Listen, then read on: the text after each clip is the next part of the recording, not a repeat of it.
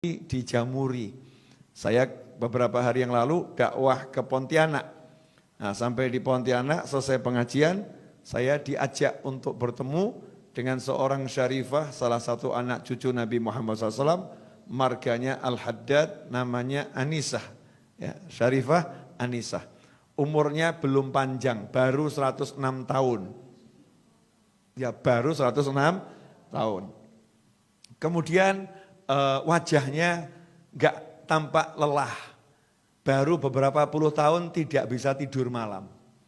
Jadi bahasanya itu halus, saya kalau malam tidak bisa tidur. Mirip sama ibu-ibu kalau lagi enggak bisa tidur gitu ya. Udah 5 hari saya enggak bisa tidur. Tapi ngapain? Nonton sinetron, ya baca komik, lihat tayangan-tayangan yang ada di media sosial, sibuk lihat TikTok, IG dan lain sebagainya. Kenapa nggak bisa tidur, cari tidur? Kalau Syarifah Anisah ini lain, sekian puluh tahun nggak bisa tidur, itu kalau dari jam 9 sampai kurang lebih jam 1, itu zikir. Jam 1 sampai subuh, sholat. Mirip ya. Setelah itu habis subuh matahari terbit, tidur. Ya, jam berapa bangunnya? Kalau kita balas dendam, jam 2, jam 1 baru bangun. Syarifah Anisah enggak, jam 9 sudah bangun. Ngapain? Sholat duha. Tidur lagi kapan? Yaitu nanti habis subuh. Nah, apa yang dilakukan oleh beliau? Beliau kumpulkan biji-bijian, ditaruh di satu tempat yang besar sebesar rebana ini. Yaitu biji-bijian dari kelengkeng, dari duku ya dikumpulkan. Nah, kemudian diambil 2 wadah, yang satu isi biji-bijian, yang satu kosong. Jam 9 itu duduk nyantai, duduk atahiyat akhir di sejadahnya. Jadi di sajadahnya, saya buktikan saya duduk sama beliau 1,5 jam, posisi kakinya enggak berubah. Sementara kita yang muda-muda sudah ganti-ganti. Ya, sudah ganti-ganti. Ini beliaunya masih atahiyat akhir santai gitu ya. Kemudian yang dibaca apa zikirnya? 1 istiqomah, surat Al-Ikhlas. Bismillahirrahmanirrahim, qul huwallahu ahad. Sampai selesai, kemudian ditaruh di tempat yang kosong. Terus gitu, sampai pindah semua. Ya sampai pindah semua. Besoknya gantian, yang sini dipindah ke sini. Sehingga beliau enggak pakai tasbih. Ya enggak pakai tasbih untuk yang zikir malam itu, enggak pakai tasbih. Karena tasbihnya kalau mau dibuat seberapa panjang itu. Praktisnya ditaruh tempat, ya tempatnya itu yang jadi tasbih, muter, jadi pindah tempat. Nah ini namanya tempat berjalan ya, tasbih tempat. Ditanya sama anak-anaknya, yang anaknya jumlahnya 5, cucunya kurang lebih 20-30, cicitnya baru 50. Baru sedikit. Jadi kalau kumpul nggak usah ngundang-ngundang orang, sudah penuh. Ya, kalau diundang makan semua cucu cicitnya ikut, selesai itu. Rame. Nah, ini Syarifah Anisah ini ditanya kenapa kok seperti itu. Kata beliau, nanti kalau saya ketentuan Allah datang, saya meninggal dunia, maka saya pengen setelah dikubur nanti biji-bijian ini ditaburkan di atas makam saya biar jadi saksi yang nolong saya. Tapi ini kata saya loh ya, menurut saya, kalau menurut Allah nggak tahu lagi. Masih tawadhu seperti itu. Ya masih seperti itu. Kemudian sholat malam hanya 10 rakaat. Sesuai dengan jumlah anaknya 5. 2 rakaat untuk 1 anak. Selesai 2 rakaat, dia doakan anaknya yang 1, ya beserta cucu dan cicitnya. Disebutkan namanya satu persatu. Selesai baru 2 rakaat lagi ganti untuk anak berikutnya dan cucu dari anak itu dan cicit dari anak tersebut. Terus begitu sampai 10 anak, selesainya azan subuh.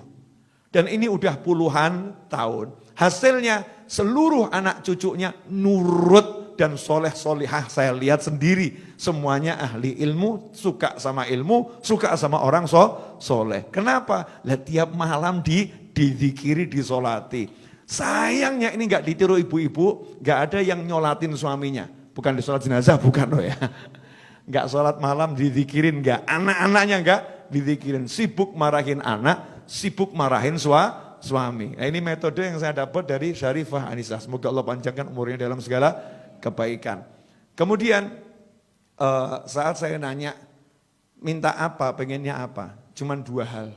Saya minta sama Allah dua hal. Nanti kalau ketentuan Allah datang, ya saya minta husnul khotimah.